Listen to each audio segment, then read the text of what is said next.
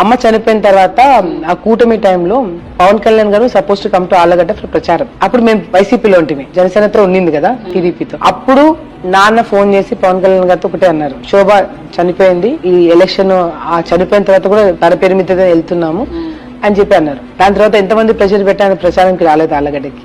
చాలా టీడీపీ నుంచి చాలా ప్రెషర్ ఉన్నింది, బీజేపీ నుంచి ప్రెషర్ ఉన్నింది, కానీ ఆయన ఫోన్ స్విచ్ ఆఫ్ చేసేసుకున్నాడు. నేను ఆళ్ళగడ్డకి వెళ్ళనని చెప్పేశాడు. ఆళ్ళగడ్డకి రాలేదు.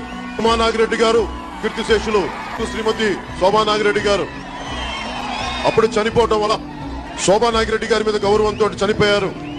వారి కుటుంబానికి అండగా ఉండాలి. అసలే బాధలో ఉన్నప్పుడు ఎందుకని చెప్పి నేను చాలా త్రికరణ శుద్ధిగా అనంతపురం నుంచి హైదరాబాద్ వెళ్ళిపోయాను. కానీ వారి గెలుపుకి నా కమిట్మెంట్ ఎలా ఉంటుంది, స్నేహానికి మాట ఇస్తే ఎలా ఉంటుందని చెప్పడానికి కూడా అదే చిహ్నం, అదే గుర్తు.